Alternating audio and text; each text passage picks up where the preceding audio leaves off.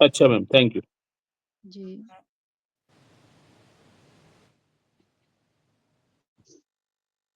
बस अभी स्टार्ट करते हैं। कुछ लोगों का वेट कर लें, बाकी जॉइन कर लें 2-3 मिनट में, फिर स्टार्ट करते हैं। Okay ma'am. आपका कंज्यूमर प्रोटेक्शन एक्ट, ठीक है? देखिए कंज्यूमर प्रोटेक्शन एक्ट इसलिए आया, इसका ऑब्जेक्टिव क्या है? कंज्यूमर्स को सेफगार्ड करना। कंज्यूमर कौन होता है? कोई प्रोडक्ट बाय करता है, कोई सर्विसेज बाय करता है, जहाँ अगर हम कुछ भी खरीदते हैं, तो हम क्या हैं? कंज्यूमर हैं।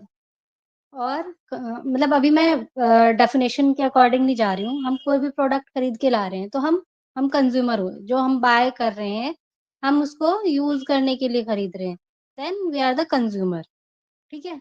अब पहले क्या हुआ करता था कि कोई भी चीज़ हम खरीद के लाए, कोई प्रोडक्ट हमने खरीदा, उसमें कोई कमी है, उसने हमें कोई नुकसान पहुँचा दिया या फिर जैसा जिस पर्पज़ के लिए मतलब वो उसको डिज़ाइन किया गया था, जिस लिए हमने उसको खरीदा था, वो काम ही नहीं कर रहा है या उसमें कोई डिफेक्ट है, तो कोई रेड्रेसल नहीं था, कोई सुनवाई नहीं थी, कोई तो बड़ा नुकसान होता था लोगों का।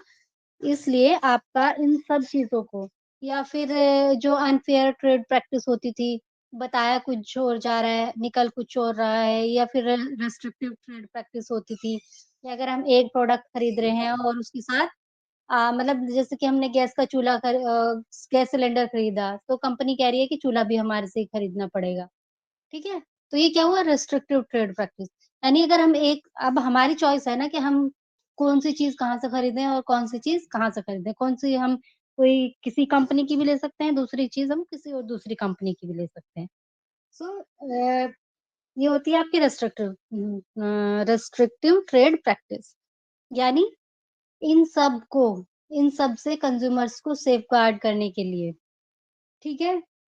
जो फ़ॉल्स मार्केटिंग होती है या फिर कुछ ऐसे प्रोडक्ट या फिर जो हैज़ार्डस चीज़ें होती हैं उनका और एक स्टैंडर्ड प्राइस का स्टैंडर्ड मेंटेन करने के लिए या फिर इसकी आपका जो प्रोडक्ट है उसकी क्वालिटी की इन्फॉर्मेशन सही होनी चाहिए, उन सब से बचाने के लिए क्या आया आपका कंज्यूमर प्रोटेक्शन एक्ट।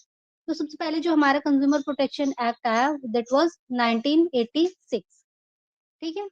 1986 में आपका कंज्यूमर प्रोटेक्शन एक्ट आया। फिर देखिए कोई भी लॉ है, वो उस टाइम के अकॉर्डिंग सही था, बेस्ट था, ठीक है? जब कोई आपका कंज्यूमर्स को प्रोटेक्ट करने के लिए कोई लॉ नहीं था, तो कंज्यूमर प्रोटेक्शन एक्ट 1986 जब आया, उन सब चीज़ों को ध्यान में रखते हुए उस एक्ट को पास किया गया और उसने जो है ना ऐसी चीज़ों से लोगों को सेफगार्ड किया, उनको रेड्रेसल दिया। फिर धीरे-धीरे क्योंकि हमारी सोसाइटी ग्रो करती रहती है, हमें नए लॉज़ की ज़रूरत पड़ती रहती है, फिर हम उनमें कुछ अमेंडमेंट कर लेते हैं। ये जहाँ पर हमें लगता है कि अब ये चीज़ भी हाँ होनी चाहिए, इस एक्ट में ये कमी है, तो हम क्या करते हैं अमेंडमेंट लो लेजिस्लेचर क्या करता है अमेंडमेंट कर देता है, ठीक है? फिर आपके अमेंडमेंट हुए 1991 में अमेंडमेंट हुआ, 1993 में अमेंडमेंट हुआ, उसके बाद आपका 2002 में अमेंडमेंट हुआ। लेकिन एक टाइम ऐसा आ जाता है, जब अमेंडमेंट करके काम नहीं चलेगा। अब इतना चेंज आ चुका है कि हमें एक नया एक्ट चाहिए। तो उसको रिपील करके नया एक्ट आ जाता है। तो यही हुआ आपका कंज्यूमर प्रोटेक्शन एक्ट 1986 को रिपील करके आपका आ गया है अब कंज्यूमर प्रोटेक्शन एक्ट 1919, ठीक है? 1919 सॉरी 2019 सॉरी। अब आपका कंज्यूमर प्रोटेक्शन एक्ट 2019 आ चुका है। ठीक है? सो ऑब्जेक्ट क्या है बेसिकली कंज्यूमर प्रोटेक्शन एक्ट चाहे आपका 1986 का हो या फिर आपका 2019 का हो ऑब्जेक्ट क्यों क्या है इसको क्यों लेकर के आया गया कंज्यूमर प्रोटेक्शन एक्ट को तो यहाँ पर कुछ ऑब्जेक्ट बताए गए हैं इस एक्ट के किस लिए जो कंज्यूमर्स हैं उनके राइट्स को प्रोटेक्ट करने के लिए। अब कौन-कौन से राइट्स को प्रोटेक्ट करने के लिए? Number 1, right to be protected against marketing of goods which are hazardous to life and property. यानी ऐसी चीज़ें जो इंसान की लाइफ या प्रॉपर्टी के लिए हैज़ार्डस हैं, उनकी मार्केटिंग से उनकी मार्केटिंग को रोकने के लिए, ठीक है? यानी कुछ ऐसी चीज़ें जो हमारी लाइफ और प्रॉपर्टी के लिए नुकसानदेह हैं, उनकी मार्केटिंग से आपको बचने का राइट है। Second, right to be informed about the quality, potency, purity, standard and price of goods to protect the consumer against unfair trade practice. यानी कंज्यूमर को राइट है कि उसको इन्फॉर्मेशन हो। कोई भी प्रोडक्ट खरीद रहे हैं, उसकी क्वालिटी, पोटेंसी, प्योरिटी। आप देखते हैं कोई भी प्रोडक्ट होता है, उसपे सारी चीज़ें लिखी होती हैं। आप जैसे ईटेबल्स की बात करते हैं, जो भी ईटेबल्स होते हैं, उन सब कुछ लिखा होता है, ठीक है? कि भई इसमें कितनी कैलोरीज़ हैं, क्या-क्या है, कैसे-कैसे है, कितना आपका फैट कितना है, कार्ब्स कितना है, ठीक है? प्रोटीन कितना है, वो सब उसके अंदर मेंशन्ड होता है। आपका पूरा प्राइस, उसकी क्वालिटी, क्या-क्या उसमें यूज़ हुआ है, इंग्रीडिएंट्स क्या-क्या उसमें यूज़ किया गया है, तो वो सब चीज़ें, ठीक है? अब कोई भी कंपनी है, उसको वो सब मेंशन करना होगा कि उसमें उसकी जो न्यूट्रिएंट्स हैं, वो क्या है, क्वालिटी क्या है और क्या-क्या चीज़ें आपने इसको बनाने में ऐड की हैं, ठीक है? The right to be assured wherever possible access to variety of goods at competitive prices। यानी आप जो है ना वो कर सकते हो, जितना भी पॉसिबल हो सके, आप कंज्यूमर का राइट है वो असेस कर सकता है। भाई एक हम अगर फ्रिज खरीदने जा रहे हैं, तो एलजी का कितने का है, सैमसंग का कितने का है, ठीक है, गोदरेज का कितने का है, व्हर्लपूल का कितने का है। तो हमें राइट है कि हम असेस करें, ये कॉम्पिटिटिव मार्केट में हम चीज़ों को असेस करके उसके अकॉर्डिंग चीज़ें खरीद सकते हैं, जो हमें बेटर लगे। वी आर नॉट बाउंड, हम बाउंड नहीं है कि हम अगर एक जगह चले गए, तो हमें वो ही प्रोडक्ट बाय करना है। हम इस कॉम्पिटिटिव प्राइसेस पर गुड्स की वैरायटी और प्राइस के अकॉर्डिंग वहाँ पर जो है उसको असेस कर सकते हैं। फिर the right to be heard and to be assured that consumers interest will receive due consideration at appropriate forum। और कंज्यूमर को राइट होगा कि उसको सुना जाए। सुना जाए, कैसे सुना जाए? भई अगर मुझे कोई प्रॉब्लम है, मेरा कोई इंटरेस्ट कहीं हार्म हुआ है, मुझे कोई इंजरी हुई है, तो मेरा अगर मुझे कोई प्रॉब्लम है किसी प्रोडक्ट को लेकर के, ठीक है? तो मेरी जो भी एप्रोप्रिएट फोरम है, वो मेरी बात को सुने और उसको ड्यू कंसिडरेशन दे। यानी अगर मैं कंज़्यूमर हूँ और मुझे किसी प्रोडक्ट की वज़ह से नुकसान हुआ है, तो जो भी आपकी चाहे वो डिस्ट्रिक्ट फोरम हो, चाहे वो स्टेट फोरम हो या नेशनल फोरम, वो हमारे उसके अकॉर्डिंग, जो भी उनका ज्यूरिसडिक्शन है, उसके अकॉर्डिंग हम उस फोरम में जा सकते हैं। जैसे कि आपकी कंज्यूमर कोर्ट्स होती हैं, उसमें हम जा सकते हैं। स्पेसिफिकली वो उसको सिर्फ़ कंज्यूमर्स के लिए ही डिज़ाइन किया गया है, उनको एस्टेब्लिश किया गया है कि जो भी इससे रिलेटेड केसेज़ होंगे, वही वहाँ पर आएँगे। तो वो एक हमें एक एप्रोप्रिएट फोरम हमें दे दी गई, जो हमारी बात को सुनेगी। The right to seek redressal against unfair trade practice और unscrupulous exploitation of consumer। और जो कंज्यूमर्स हैं, उनका राइट होगा कि उनको रिड्रेसल मिले, अनफेयर ट्रेड प्रैक्टिस यानी बताया गया कुछ और, दिखाया गया कुछ और जब हम उस चीज़ को लेकर के आए, वो निकला कुछ और, ठीक है? बताया बम निकला फूस। तो ऐसी चीज़ों से जो अनफेयर ट्रेड प्रैक्टिस हो रही है, अगर होती है तो उसके अगेंस्ट हमें रिड्रेसल मिल सके। और जो कंज्यूमर्स का एक्सप्लॉइटेशन है, उसके लिए भी रिड्रेसल मिल सके। ठीक है? Right to consumer education.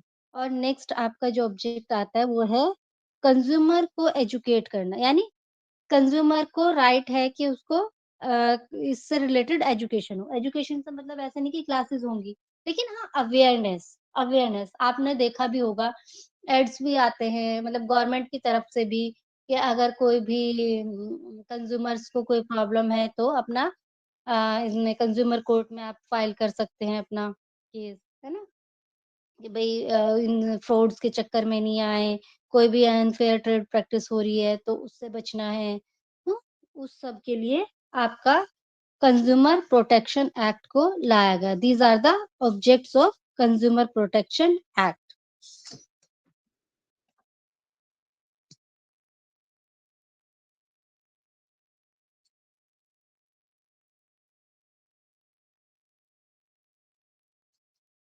अब देखिए होता क अब सबसे पहले क्वेश्चन हमारा यही आता है कि कंज्यूमर आखिरकार है कौन?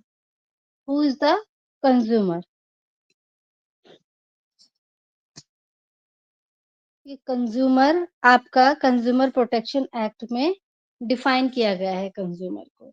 लेकिन हम देखते हैं कि कौन होता है consumer. Consumer is a person any person who buys any goods for a consideration which has been paid और प्रॉमिस्ड टू बी पेड। यानी कोई भी पर्सन जो गुड्स को बाय करता है, जिसने पैसा पे किया है या प्रॉमिस किया है पे करने का और partly paid and partly promised to be paid या फिर जिसने पार्टली पेमेंट किया है या पार्टली पेमेंट करने का प्रॉमिस किया है और अंडर एनी मैम इसमें सर्विसेज भी शामिल हैं, गुड्स एंड सर्विसेज। बिल्कुल, पहला जो आपका गुड्स पहला गुड्स है और सेकंड सर्विसेज है। दोनों चीज़ यहाँ पर इंक्लूड करते हैं। कोई भी हम सर्विस हायर करते हैं, वो भी जो भी कोई पर्सन सर्विस हायर करता है, he is also a consumer, ठीक है? A consumer also includes any user of such goods other than the person who buys goods for consideration, paid or promised to pay, or under any other system of deferred payment when such use is made with the approval of such person. ठीक है, यहाँ पर consumer देखिए consumer सिर्फ वो person नहीं है मतलब मैंने फ्रिज खरीदा अपने लिए तो मैं ही कंज्यूमर नहीं हूँ मैंने अपने फ्रेंड को गिफ्ट करने के लिए खरीदा मैंने किसी को भई पेरेंट्स खरीदते हैं डॉटर को कई बार उसमें डॉवर में भी देते हैं, ठीक है? तो कोई भी पर्सन ऐसा नहीं है कि मैंने खरीदा तो वो सिर्फ मैं ही कंज़्यूमर हूँ। कोई भी पर्सन जो उसको यूज़ कर रहा है, ठीक है? कोई भी पर्सन यूज़ कर रहा है। भई किसी ने जो है ना वो अ, ये सब इसमें इंक्लूड होता है। वो वाटर कूलर्स लगवा देते हैं कहीं भी पब्लिक प्लेसेस पर, तो मैंने अगर लगवा दिए, भले ही मैं उसको यूज़ नहीं कर रही हूँ, बट वो जो भी उसको यूज़ कर रहा है, वो कंज़्यूमर है, ठीक है? तो कोई भी पर्सन जो उसको यूज़ करता है, वो कंज़्यूमर है। ऐसा नहीं है कि सिर्फ़ मैंने खरीदा है, तो सिर्फ़ मैं ही कंज़्यूमर हूँ। देखिए, जो भी पर्सन उसको देखिए हम लोगों ने बात करी थी कि ये एंड एंड कंज्यूमर तक को प्रोटेक्ट करता है कि कंपनी कोई प्रोडक्ट बना रही है, तो उसकी ड्यूटी है कि जो भी एंड कंज्यूमर है, उस तक उसकी लायबिलिटी बनती है, ठीक है? तो कंज्यूमर के अंदर हर वो पर्सन इंक्लूड है, जो उस गुड को यूज़ करता है। ठीक है? सेम ऐसा ही सर्विसेज़ के बारे में है। It means any person who hires or avails of any services for consideration which has been paid और promised to be paid or partly paid मतलब अगर हमने कोई सर्विस हायर की है, ठीक है? तो हर वो पर्सन जो उसको यूज़ करता है, कोई बेनिफिशियरी है उस सर्विस की, तो वो सब कौन है? कंज्यूमर है। ओके? ये बात हुआ कि कंज्यूमर कौन है? कोई भी पर्सन जो खरीदता है और या फिर उसको यूज़ करता है। लेकिन यहाँ पर एक चीज़ आती है but does not include a person who obtains such goods for resale और फॉर एनी कमर्शियल पर्पज़। लेकिन यहाँ पर वो इंसान यहाँ पर शामिल नहीं है, जो उस प्रोडक्ट को किस लिए खरीदता है? रीसेल या कमर्शियल पर्पज़ के लिए। यानी शॉपकीपर भई हम कंपनी से खरीद रहे हैं, कोई उसने शोरूम लिया हुआ है एलजी का। ठीक है? अब वो क्या कर रहा है, वो अपने पर्सनल यूज़ के लिए नहीं खरीद रहा है, ठीक है? उसमें डीलरशिप है एलजी की या फिर किसी भी कंपनी की, तो वो जो जो डीलर है, वो कंज्यूमर नहीं है, क्योंकि वो अपने पर्सनल यूज के लिए नहीं खरीद रहा है। कंज्यूमर कौन है? जो अपने मतलब पर्सनल यूज नहीं कहूंगी, वो यूज के लिए नहीं खरीद रहा है। वो जो डीलर है वो किस लिए प्रोडक्ट को बाय कर रहा है? जिससे कि वो रिसेल कर सके या कमर्शियल पर्पस के लिए उसको खरीद रहा है। यहाँ पर कंज्यूमर में सिर्फ वो इंसान शामिल है जो उसको यूज करता है, एंड कंज्यूमर तक वो शामिल है, लेकिन वो पर्सन यहाँ पर शामिल नहीं है जो रिसेल या कमर्शियल पर्पस के लिए खरीदता है। ऐसे ही सेम सर्विसेज के बारे में है, चाहे गुड्स हो या सर्विसेज हो, ये उस पर्सन को यहाँ पर इंक्लूड नहीं करता जो उसको रिसेल या कमर्शियल पर्पस के लिए बाय करता है या ऑब्टेन करता है, but includes any user of such goods और सर्विसेज। ठीक है। मैम इसमें कमर्शियल पर्पस क्या होगा, फॉर एग्जांपल?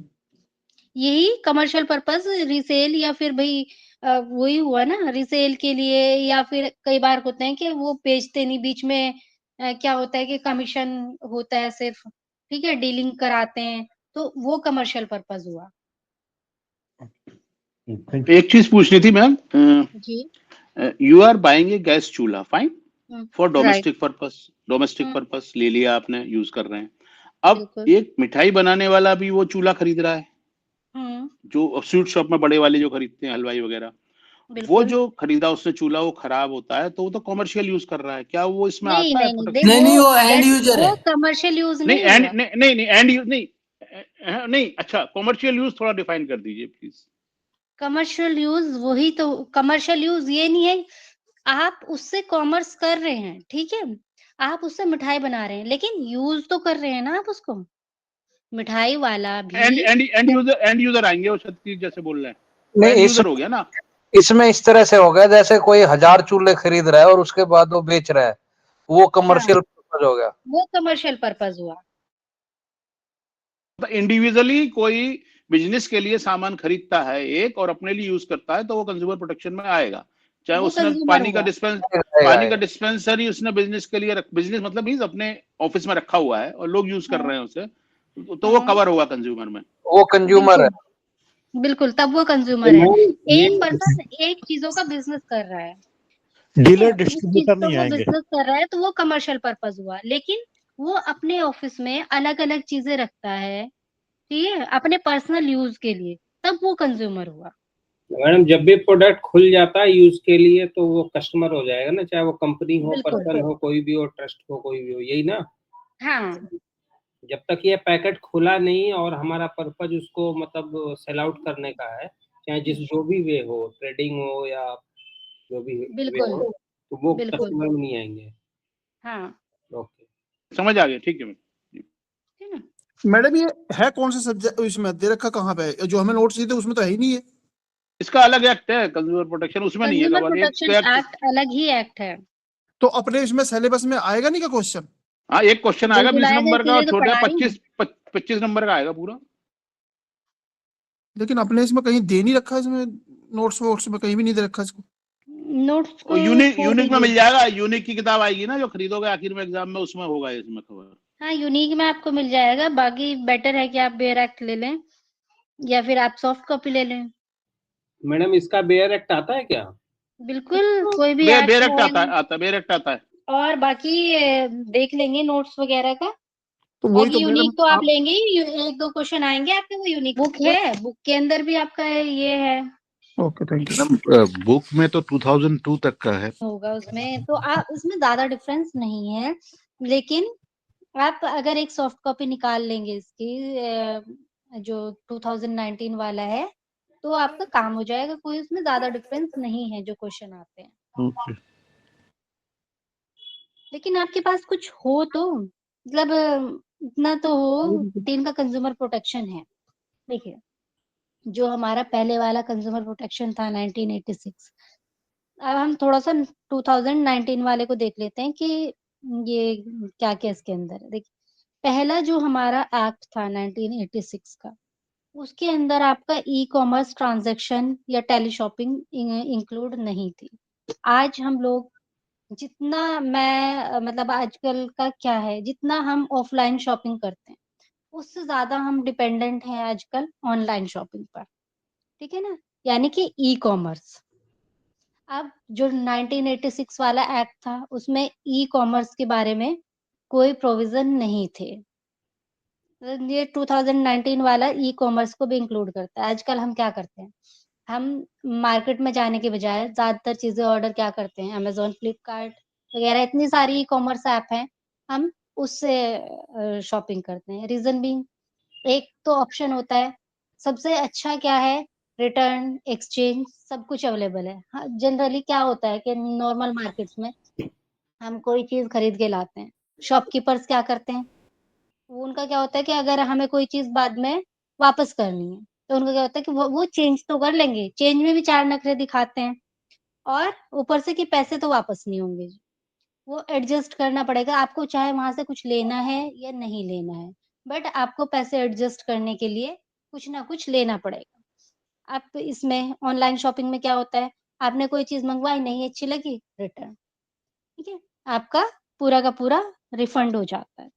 सो बहुत लोग डिपेंड हो गए हैं आज के टाइम ई कॉमर्स। जो हमारा नया कंज्यूमर प्रोटेक्शन एक्ट 2019 आया है, ये e commerce transactions and teleshopping को कवर करता है, ठीक है। दूसरा इसका क्या फीचर है, दूसरा फीचर, मैडम सेक्शन भी बताते रहो ना। ये तो फीचर्स हैं, दीज आर द फीचर्स, ठीक है ना। अभी सेक्शंस पे जब हम मूव करेंगे तो मैं आपको सेक्शंस भी बता दूंगी। अब आता है consumer complaint can be filed at a place where a complainant resides और वर्क। आप लोगों ने पहले देखा होगा कि कोई भी चीज खरीदते थे आप, कुछ भी सर्विस आया करते, वहां पर क्या लिखा होता था, subject to jurisdiction at this place, ठीक है, जहां पर उनका हेड ऑफिस होता था वो लिख देते थे कि अगर ज्यूरिसडिक्शन, अगर कोई भी दिक्कत आती है तो ज्यूरिसडिक्शन क्या होगा। अब किसी का हेड ऑफिस, हम दिल्ली में बैठे हैं, किसी का हेड ऑफिस बेंगलोर में है, अब subject to jurisdiction of Bangalore. अब कोई हमें प्रॉब्लम भी आ रही है तो हम क्या जाएंगे बेंगलोर सूट फाइल करने, नहीं जाएंगे। तो क्या होता था कि यार छोड़ो, लेकिन इस एक्ट के आने की वजह से क्या हो गया, वो किसके लिए फ्रेंडली था, जो वहां पर सेलर था या फिर कोई कंपनी थी, उसके लिए वो ज्यादा यूजफुल था। यानी जूरिस्डिक्शन वो अपने अकॉर्डिंग डिसाइड कर सकते थे, ठीक है, रिड्रेसल तो हमें मिल रहा था, ठीक है, कंज्यूमर प्रोटेक्शन एक्ट है, हम सूट तो फाइल कर सकते हैं कोई दिक्कत आने पे, लेकिन प्रॉब्लम जूरिस्डिक्शन। लेकिन इस एक्ट के आने के बाद जो कंप्लेनेंट है वो वहां सूट फाइल कर सकता है जहां वो रहता है या काम करता है। यानी मैंने कोई प्रोडक्ट खरीदा, भले ही उसकी कंपनी जो है ना बेंगलोर में है, हैदराबाद में है, मुंबई में है, केरला में है, जहां भी है, लेकिन मुझे यहाँ, मैं उस प्रोडक्ट को यूज कर रही हूँ, मैं यहाँ रह रही हूँ, तो मैं सूट कहाँ फाइल कर सकती हूँ, दिल्ली में, गाजियाबाद में, जहां भी हम रह रहे हैं हम वहां सूट फाइल कर सकते हैं। तो यानी कि ये कंप्लेनेंट के प्लेस पर सूट फाइल करने का ऑप्शन देता है, ठीक है, ये कंप्लेंट फाइल करने का ऑप्शन देता है। कि यदि हमने मान लो दिल्ली से खरीदा और गुड़गांव में रिजाइड कर रहे तो गुड़गांव में भी कंप्लेंट देंगे। बिल्कुल।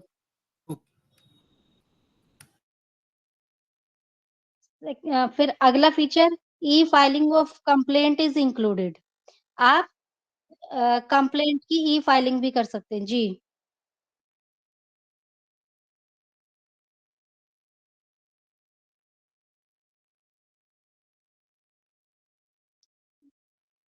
कहीं भी फाइल कर सकते हैं, कहीं भी फाइल कर सकते हैं, कोई रेलिवेंस नहीं है उसका। तो एक्ट उसके ऊपर आ गया ना, बिल के ऊपर एक्ट आ गया अब, इसलिए वो बिल की रिलेवेंस खत्म हो गई। बिल इसलिए है कि खरीदा है बस हमने भैया। ये बिल उस वक्त दुकानदार वाले बिल की बात कर रहे हैं। नहीं, गारंटी वारंटी में भी देखिए, लिखा होता है आप एलजी में, दुकानदार से नहीं लेकिन वो बोले ये आपने सुपर। खरीदा है, आप उसको खरीद के कहीं और भी ले गए, दिल्ली से आपने खरीद के आप कहीं भी ले गए उसको, जहां आप यूज कर रहे हो, जहां आप रह रहे हो, वहां आप कंप्लेंट फाइल कर सकते हो, ठीक है ना। बेसिकली ये कॉन्ट्रैक्ट एक्ट का एक्सटेंशन हो गया, जिसमें जैसे कॉन्ट्रैक्ट एक्ट में ज्यूरिसडिक्शन डिसाइडेड रहता है, ये उसके ओवर एंड अबाउ हो गया। हाँ हाँ, उसीलिए तो यहाँ बनाया पर है वो कॉन्टेक्ट। पहले था वो डिसाइडेड रहता था कि जुरिस्डिक्शन ये होगा, लेकिन अब जुरिस्डिक्शन वो होगा जहाँ पर कंज्यूमर यूज कर रहा है, जहाँ पर वो कंप्लेंट फाइल करना चाहता है। ठीक है, अब आपकी चॉइस है, जहाँ आप सूट फाइल करना चाहते हैं वहां कर सकते हैं। अब ई फाइलिंग भी हो सकती है कंप्लेंट की। ठीक है, हियरिंग जो है ऑनलाइन या वीडियो कॉन्फ्रेंसिंग से भी हो सकती है अकॉर्डिंग टू दिस एक्ट। अब यहाँ पर आपके पास 3 फोरम आती हैं, डिस्ट्रिक्ट फोरम, स्टेट कमीशन और नेशनल कमीशन। पहले इनकी जो जुरिस्डिक्शन थी वो जो डिस्ट्रिक्ट फोरम की थी वो आई होप 20 लाख रुपए तक की थी, और 20 लाख से 1 करोड़ के बीच में स्टेट फोरम की थी, और 1 करोड़ से ऊपर आपका नेशनल कमीशन की थी। अब यहाँ पर जो डिस्ट्रिक्ट फोरम है उसकी जो पिक्यूनियरी जुरिस्डिक्शन है वो 1 करोड़ तक है, यानी 1 करोड़ तक की अगर कोई केस है तो उसको आप डिस्ट्रिक्ट फोरम में फाइल करा सकते हो। स्टेट कमीशन के लिए 1 करोड़ से 10 करोड़, और नेशनल कमीशन अबाउट 10 करोड़। ठीक है ना, तो जुरिस्डिक्शन, पिक्यूनियरी जुरिस्डिक्शन बढ़ा दिया, यानी कि नेशनल कमीशन से और स्टेट कमीशन से बर्डन कम करने के लिए डिस्ट्रिक्ट फोरम को यहाँ पर उसका पिक्यूनियरी जुरिस्डिक्शन 1 करोड़ कर दिया, और स्टेट कमीशन का 1 करोड़ से 10 करोड़ तक। उसके ऊपर के जो भी केसेस होंगे वो आपके जाएंगे नेशनल कमीशन में। इसके दोबारा बता अलावा दीजिए अमाउंट, दोबारा बता। District forum up to 1 crore,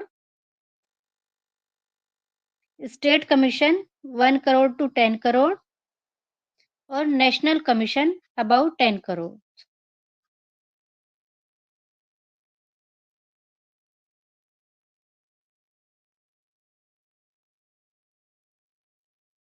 ठीक है, ओके। ठीक है, यहाँ पर आपका एक अथॉरिटी आ गई, सेंट्रल कंज्यूमर प्रोटेक्शन अथॉरिटी, ये एस्टैब्लिश की गई इस एक्ट के थ्रू।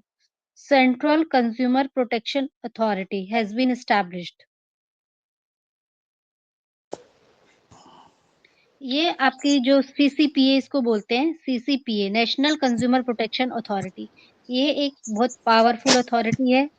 कोई भी मैटर है उसको ये इन्वेस्टिगेट कर सकती है, कोई प्रोडक्ट को उस बेहाफ पर रिकॉल कर सकती है, विथड्रॉ कर सकती है सर्विसेज को, यानी कि अगर कोई प्रोडक्ट है उसमें कमी पाई जाती है तो उसको बैन, खत्म, ये प्रोडक्ट सेल ही नहीं होगा। ठीक है, मैम ये ये मैम ये सेंट्रल तीनों के ऊपर है ये बॉडी, ये 3 जो फोरम और स्टेट और ये नेशनल कमीशन के देखिए, ऊपर है। वो जो है कंज्यूमर फोरम या डिस्ट्रिक्ट फोरम, वहां पर केस जाएगा तो वो आपको रिड्रेसल देंगे। ठीक है, वो यानी वहां पर आपका जो एक तरीके से कहें कि सूट फाइल हो रहा है तो आपका केस चल रहा है। जो ये सेंट्रल कंज्यूमर प्रोटेक्शन अथॉरिटी है ये इन्वेस्टिगेट कर सकती है मैटर को। ठीक है ना, वो आपको क्या करा रही है, ये डिस्ट्रिक्ट फोरम और ये सब, वो आपको कंपनसेशन दिला रही है या फिर पेनल्टी लगा रही है उसके ऊपर। ठीक है, मैम ये सेंट्रल कंज्यूमर प्रोटेक्शन काउंसिल और वो अथॉरिटी कोर्ट सेम हुई, है? देखिए वो जो डिस्ट्रिक्ट फोरम या स्टेट कमीशन, नेशनल कमीशन, वो एक तरीके से कोर्ट है। नहीं ठीक है, काउंसिल है और मैम। इसकी जो इन्वेस्टिगेशन एजेंसी हुई ये सेंट्रल कंज्यूमर प्रोटेक्शन अथॉरिटी, ये इन्वेस्टिगेट करेगी मैटर को। काउंसिल भी लिखा हुआ है मैम ये सेक्शन 3 में। वही state district council, state council या नेशनल काउंसिल एक ही बात है। स्टेट कमीशन, नेशनल कमीशन, पहले आपका जो 86 वाला है उसमें कमीशन हुआ करता था, इसको अब काउंसिल कर दिया। ठीक है, लेकिन सेक्शन 10 में है ये केस। जी, सीसीपीए जो है 10 में स्टैब्लिश होगी, उसकी पूरी पावर्स हैं, वो इन्वेस्टिगेट करेगी मैटर को, कोई भी प्रोडक्ट है उसको रिकॉल कर सकती है, जो सर्विसेज है उनको विड्रॉ कर सकती है, और वो खुद भी, ठीक है, डिफरेंट फोरम्स में, मतलब उसको लगता है कि भाई कोई इस तरह का, जैसे कि वो होते हैं एडवर्टीजमेंट कोई लग रहे हैं कि गलत है वो, ठीक है, मिसलीडिंग है, तो वो खुद से सो मोटो भी डिफरेंट फोरम्स में सूट फाइल कर सकती है, केस फाइल कर सकती है, कंप्लेंट फाइल कर सकती है किसी प्रोडक्ट के अगेंस्ट। ठीक है, तो नहीं मिस्टर सेंट्रल अनिल जो मैडम मिस्टर अनिल पूछ रहे हैं, इसी एक्ट में काउंसिल भी है सेक्शन 3 में, वो वो उसके बारे कोर्ट में है, डिस्ट्रिक्ट काउंसिल, स्टेट काउंसिल और नेशनल काउंसिल, यही पूछ रहे हैं ना आप। सेक्शन 3-4 दोनों में है मैम। काउंसिल की बात कर रहे हैं ना, नेशनल काउंसिल है ना 3 में। हाँ, सेंट प्रोसीजर वही टू। बात कर रही हूँ मैं। देखिए हमारे पास 3 कोर्ट्स होंगी, आप ये समझ लीजिए, ठीक है। नेशनल काउंसिल, ये मानिए कि वो सुप्रीम कोर्ट है कंज्यूमर्स की। जो स्टेट काउंसिल है वो हाई कोर्ट है, और जो डिस्ट्रिक्ट काउंसिल है वो आपकी डिस्ट्रिक्ट कोर्ट है।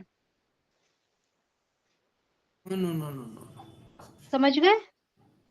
अथॉरिटी और काउंसिल में क्या डिफरेंस होगा मैम? वही तो मैं बता रही हूँ कि जो आपकी अथॉरिटी है, सेंट्रल कंज्यूमर प्रोटेक्शन अथॉरिटी, वो आपकी एक इन्वेस्टिगेशन एजेंसी है। और जो ये काउंसिल्स हैं ये आपकी कोर्ट्स हैं। नहीं नहीं नहीं नहीं madam, getting my point? Okay ma'am, okay. Ma'am अगर केस फाइल करना है तो पहले कोर्ट जाएंगे या पहले ये सीसीपीए के पास जाएंगे? आप कोर्ट में जाएंगे और कंप्लेंट सीसीपीए को भी कर सकते हैं।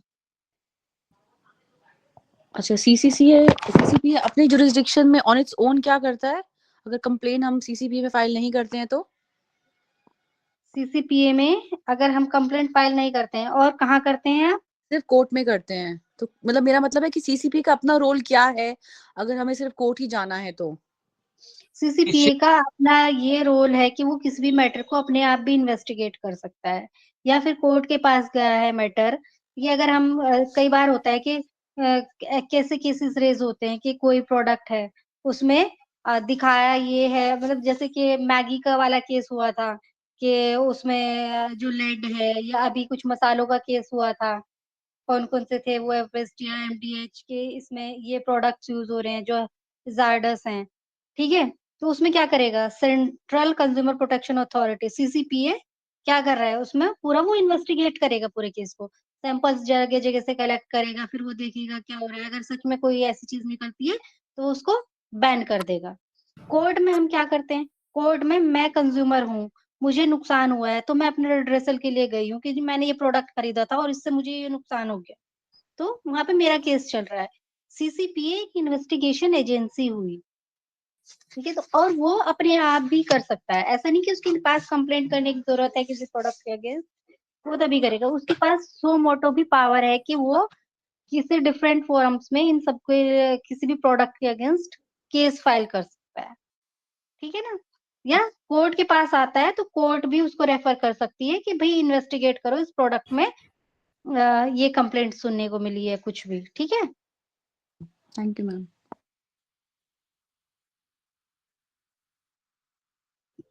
शायद सीसीपीए ने जो ये कोचिंग वाला जो था कि जी हर किसी में होता था कि ऑल इंडिया टॉपर पता चला 10 कोचिंग इंस्टीट्यूट वो क्लेम करते थे, उस पे जो है कि सीसीपीए ने डिसीजन लिया क्योंकि वो मिसलीडिंग है कंज्यूमर को चीट करने के लिए वो होता था बिल्कुल। उसके।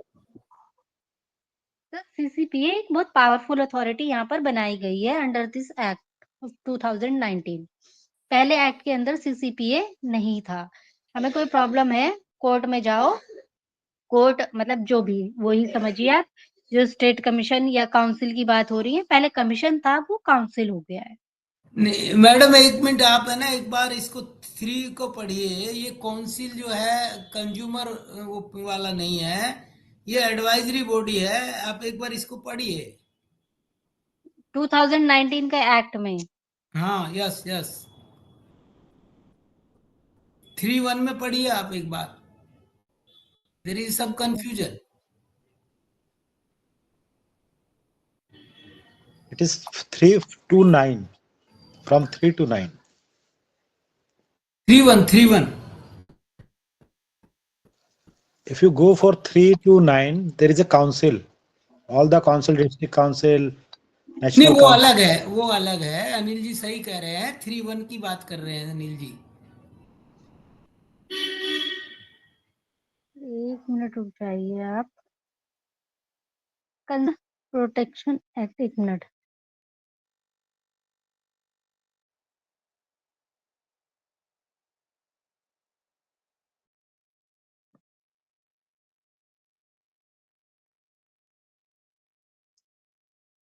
Central Consumer Protection Council. The central government shall by notification establish with effect from such date as it may specify in that notification the Central Consumer Protection Council to be known as Central Council. क्या है इसमें, कहाँ लिखा है advisory body है? The Central Council shall be an advisory council and consist of the following members namely.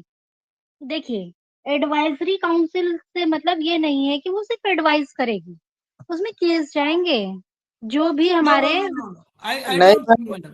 इसमें वो नहीं है मैम, इसमें जो है कंज्यूमर को अवेयर करने के लिए है ये, डिस्ट्रिक्ट लेवल पे, स्टेट लेवल पे, या मिनिस्ट्री। जैसे डिस्ट्रिक्ट लेवल पे इसमें डीएम वो दे रखा है उसका मेंबर, तो जो है कि कंज्यूमर चीट ना हो उसको अवेयर करने के लिए, कि जो जैसे जागो ग्राहक जागो टाइप का जो कोई भी उस तरह का जो किसी प्रोडक्ट के बारे में अवेयर कराने का, वो पर्पज है इसका।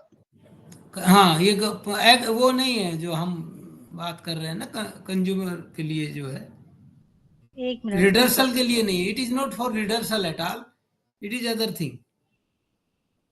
एक मिनट एक मिनट।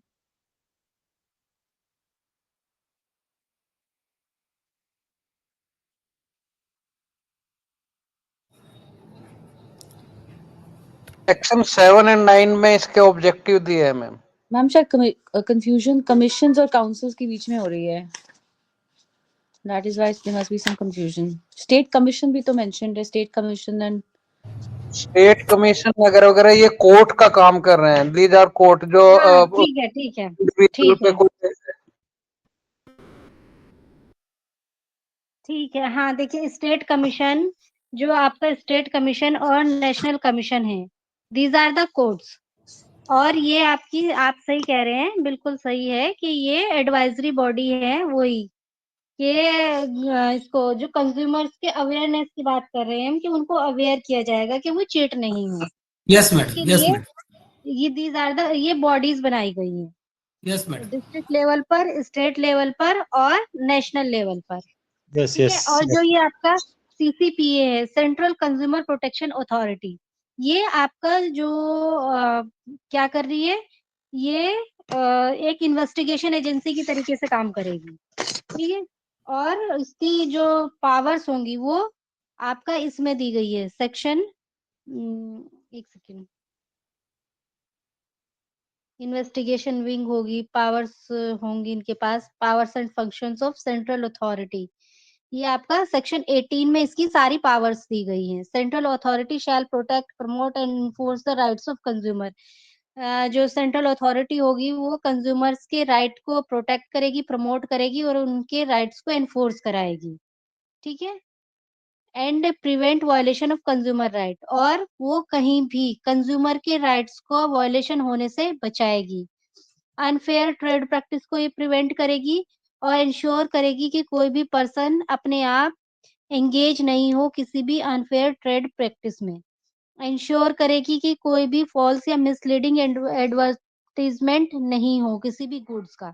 यानी इसके पास सो मोटो पावर है, ऐसा नहीं है कि कंप्लेंट करने की जरूरत है। अगर कोई भी जो ये एडवर्टीजमेंट वगैरह होते हैं वो उसको लगते हैं कि ये अनफेयर है या मिसलीडिंग है, तो उसको उसके अगेंस्ट भी ये अपने आप एक्शन ले लेगी। ठीक है।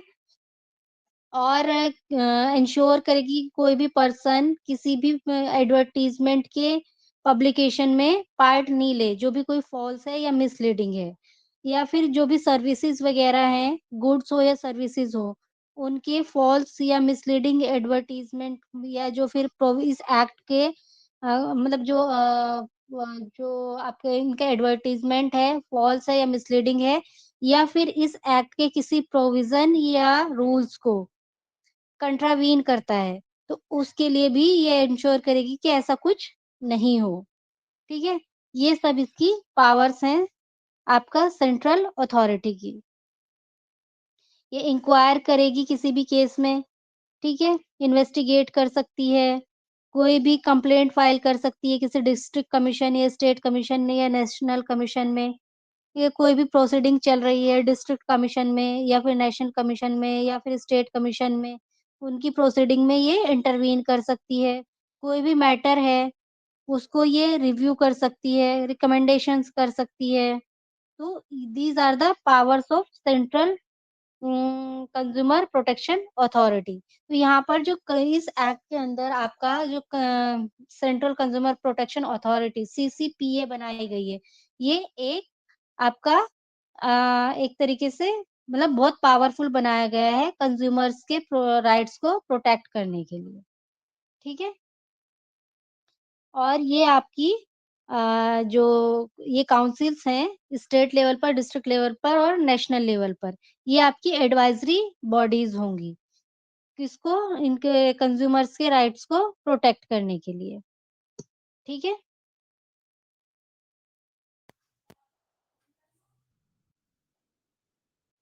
मैम हमें किस सेक्शन तक पढ़ना है बताएंगे प्लीज? मैं आप लोगों को अभी तो मैं आपको सिर्फ बेसिक बता रही हूँ, ठीक है, सारे सेक्शंस आपको नहीं पढ़ने। अभी हम सिर्फ एम्स एंड ऑब्जेक्ट्स की बात कर रहे थे, कुछ अथॉरिटीज की बात कर रहे हैं। क्या क्वेश्चन, इससे बहुत ज्यादा क्वेश्चन नहीं पूछे जाते। देखिए, आपको पता होना चाहिए कि कंज्यूमर कौन है। कंज्यूमर कंप्लेनेंट, कंप्लेंट कैसे फाइल होगी, ठीक है, और आपका salient features of the consumer protection act and AIIMS and objects of the consumer protection act. ठीक है, इतना कर लिया हमने। फिर आपका establishment of state commission, district commission and national commission, वो एस्टैब्लिश कैसे होता है, कौन कौन होते हैं उसके अंदर, ये सब। बस सारे सेक्शंस हमें नहीं पढ़ने हैं। ठीक है, आप सीसीपीए क्या होगी और उसकी पावर्स एंड ऑब्जेक्ट जो भी, ठीक है, ये पढ़ना है। 2-3 क्वेश्चंस हार्डली इसमें से बनते हैं, वो मैं आपको बता दूंगी। आज तो हमारा बेसिक ये था कि हमें समझ में आ जाए कि आपका कंज्यूमर प्रोटेक्शन है क्या, किस तरीके से ये काम करता है, बस। कंज्यूमर कौन होता है, किस किस को कंज्यूमर में इंक्लूड किया गया है, these are the thing.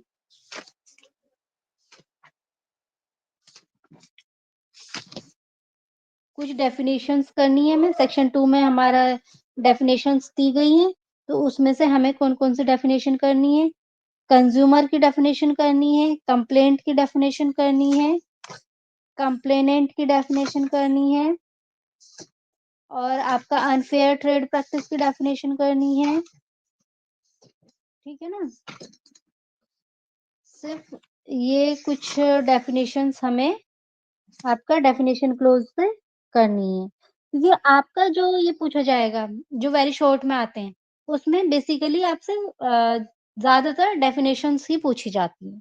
Very short में और क्या पूछेंगे, सीसीपीए एक बार आप कर लेंगे क्या होता है, ये भी वेरी शॉर्ट में पूछा जा सकता है। बाकी तो 2-3 क्वेश्चन आपके बनेंगे लॉन्ग क्वेश्चन में, 2-3 होंगे, वही हमें करने हैं, वो मैं आप लोगों को बता दूंगी। What is the object of establishment of consumer dispute redressal agencies. तो ऑब्जेक्ट क्या है एस्टेब्लिश करने का, कोई भी कंज्यूमर डिस्प्यूट रेड्रेसल एजेंसीज, और कौन कौन सी हैं, आपका नेशनल कमीशन हो गया, स्टेट कमीशन हो गया और डिस्ट्रिक्ट कमीशन हो गया। इसके अलावा आपका जो ये नेशनल काउंसिल, स्टेट काउंसिल और डिस्ट्रिक्ट काउंसिल हो गई, सीसीपीए हो गई, ये सारी आपकी रेड्रेसल एजेंसीज हैं, उनके मैम बारे में इसमें हमें बता देना है। इन सब में एपेक्स बॉडी कौन सी होगी? सुप्रीम कौन सा है? सबसे बड़ा कौन सा है? इसमें आपका जो नेशनल कमीशन है, वो एक तरीके मानिए आपकी सुप्रीम कोर्ट है कंज्यूमर्स के लिए। मैम डेफिनेशन एक बार रिपीट करेंगे कौन कौन सी करनी है? Consumer, complaint, complainant, unfair trade practice, बस ये डेफिनेशन करनी है, ज्यादा डेफिनेशन भी नहीं करनी है।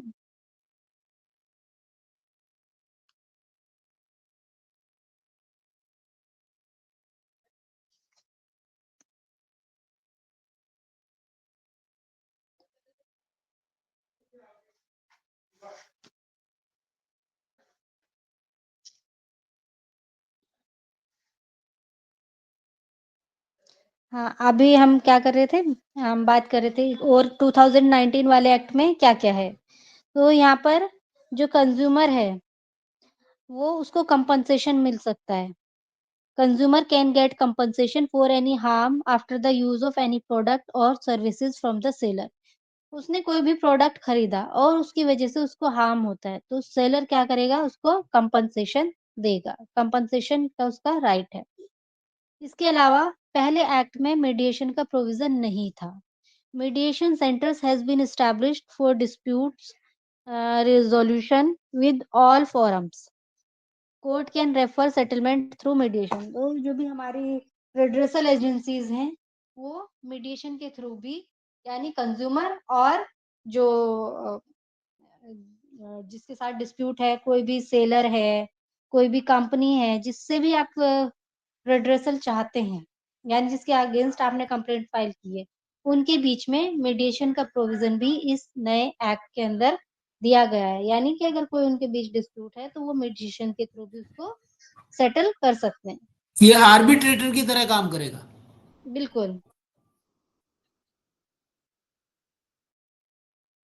यानी कि वो सेटलमेंट कर सकते हैं। आपस में भी वो कोर्ट के थ्रू ना मतलब कोर्ट क्या करेगा उनको रेफर कर सकता है कि भई आप सेटलमेंट कर लें।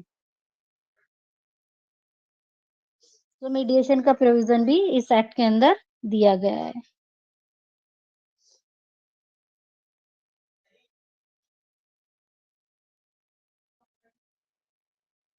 ठीक है, आज के लिए इतना ही रखते हैं। बाकी एक